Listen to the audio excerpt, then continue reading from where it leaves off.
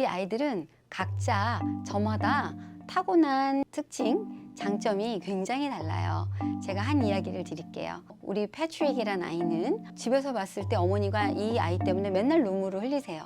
학교 시간에 집중도 못하는 것 같고 누나에 비해서 성적도 너무 안 나오고 또 부모님이 이거 해라 그럼 그거를 그대로 따라하는 법도 없고 그래서 엄마가 뭘 자꾸 만들어 주시려고 해도 아이가 그렇게 되지 않으니 어머님은 앞으로의 갈 길이 너무 막막하게 느껴지시고 이 아이가 커서 뭐가 되려나 하는 걱정도 많으신 거예요. 그런데 알고 보니까 이 아이는 동네에서 꼬마들을 다 모아서 축구팀을 만들어서 축구팀을 운영을 하고 있는 거예요. 이 아이는 굉장히 뛰어난 리더십을 가지고 있고 자기가 좋아하는 일에 대해서는 굉장한 열정을 가지고 있는 아이예요. 그래서 어머님의 고민을 해결하기 위해서 제가 뇌적성 검사를 실시를 했어요. 그랬더니 이 아이는 정의감도 있고 또 리더십도 있고 옳은 일에 대해서 자기가 열정적으로 일하는 것을 가지고 있었기 때문에 그 아이의 미래의 직업군으로 무슨 검사, 경찰, 변호사, 판사 많이 나왔어요. 그럴 때 만약에 부모님께서 이 같은 아이를 놓고 저와 부모님은 왜 다르게 보셨을까요? 부모님은 아이가 잘 되지 않는 부분에 대한 안타까움으로 이 아이의 부족한 부분이 많이 보이셨을 거고 이 적성검사 결과나 혹은 제가 보는 것은 이 아이의 강점에 집중을 했기 때문에 이 아이가 무엇을 함으로써 즐겁고 열정적으로 살아갈 수 있는가를 발견을 한 것이에요. 강점은 저 같은 경우는 이렇게 과학적 테스트를 통해서 모든 학생들의 각각의 장점을 찾아내고 있어요. 하지만 모든 사람들이 그 테스트를 할 수 없잖아요. 그래서 테스트를 할 수 없는 경우라고 하면 이제 가까운 사람들의 피드백이 많이 도움이 된다고 할 수 있을 것 같아요. 예를 들어서 부모님이 볼 때 너는 어떤 부분을 좀 잘한다. 친구들이 봤을 때는 어떻다. 나는 무엇을 할 때 좀 즐겁고 잘 된다. 이런 부분들을 주변 사람들로부터 피드백을 받는 건데요. 사실 대학 입학에서 이제 칼리지 보드가 제시하고 대학들이 기대하는 것은 어떤 것들이 있냐면요. 이 고등학교 4년 기간은 나를 찾는 기간, finding yourself, 너 자신을 찾아라 해요. 그렇기 때문에 다양한 활동들을 시도해 보다 보면 내가 무엇에 특별히 흥미를 갖고 의미를 느끼고 가슴이 벅차지고 가슴이 뛰고 열정을 발휘할 수 있는지를 찾을 수 있게 돼요. 요즘 같은 경우는 참 온라인으로 많은 리소스들이 주어지고 있거든요. 무료로 배울 수 있는 edX 이런 프로그램 같은 경우도 내가 좋아하는 프로그램들을 한 달 정도는 무료로 해보다가 좋아서 그 코스를 저렴한 가격에 사서 자기 커리어를 개발할 수도 있거든요. 그렇기 때문에 이런 무료 리소스, 그리고 요즘에 또 유튜브 같은 경우도 유튜브 대학이라고 하잖아요. 공부 열심히 하는 학생들은 수학 문제 푸는 것도 유튜브 보고 공부하는 아이들도 있고요. 코딩을 또 유튜브 보고 공부하는 아이들도 있고요. 그래서 많은 주어진 주변으로부터 활용할 수 있는 리소스들을 적극 활용하는 건데요.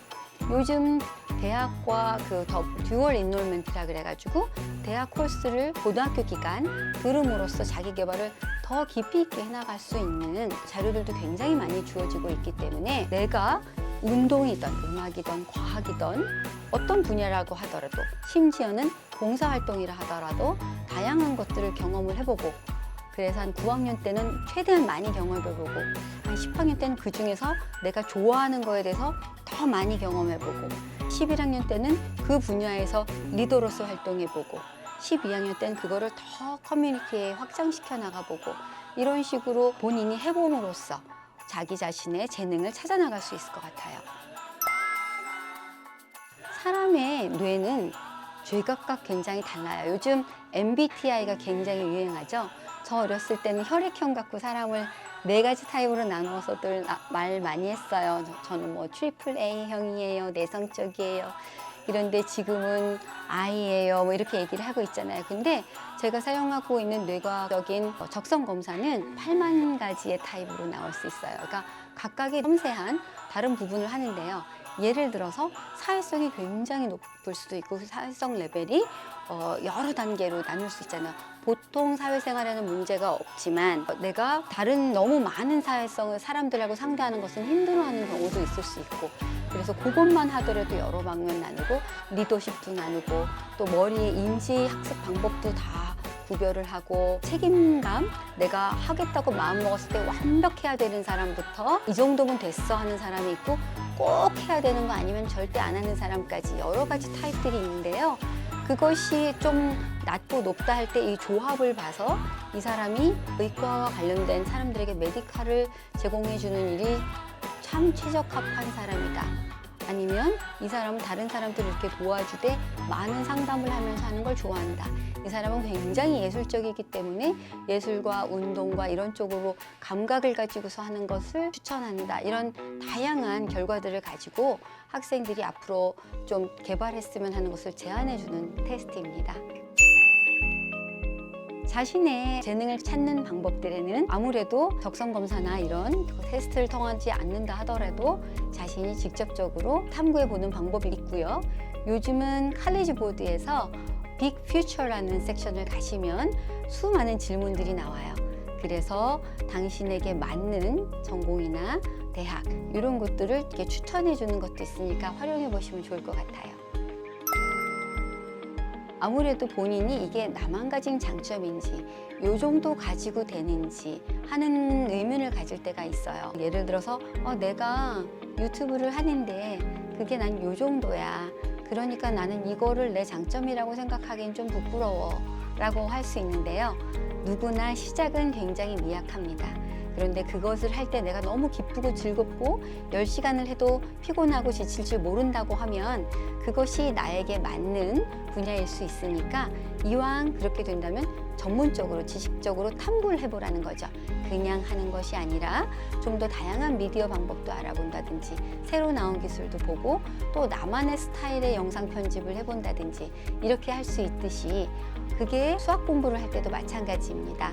내가 그냥 단순히 문제를 푸는 것을 좋아하는지 아니면 세상의 문제를 내가 이걸 어떻게 해결할 건지 수학적으로 접근을 하는 학생들이 따로 있거든요. 예를 들어서 내가 사는 지역에 트래픽이 심한데 이 문제를 그 신호등 체계를 수학적으로 분석을 해서 계산값을 내므로써 시간을 잘 조절함으로써 도시의 트래픽을 덜하게 하는 것을 발견한 학생이 있고요. 또 한 학생 같은 경우는 우리 학교 식당에 너무 푸드 웨이스트가 많은데 이걸 줄이기 위해서 음식을 나눠주는 데다 카메라를 설치하고 날씨와 이런 것들에 비례해서 아이들이 먹는 양을 파악을 한 다음에 그것을 준비하는 양을 줄이게 하는 아이들도 있고요. 그래서 내가 가진 호기심을 거기서 끝을 내는 것이 아니라 그것을 점점 더 발전시켜 나가서 지식적으로 탐구할 것을 추천합니다. 이제 우리 아이들은 그 씨가 땅에 심겨져서 싹이 나고 자라서 나무가 되어가고 이제 열매를 맺어가는 과정 중에 있습니다. 그래서 지금 무엇인지 잘 보이지 않을 수 있어요. 그럴 때에 아무래도 기다리는 마음으로 모든 가능성을 열어두고 그 아이가 현재 보이는 아주 작은 장점이라 하더라도 부모님 입장에서는 그 장점에 주목을 해주시고요.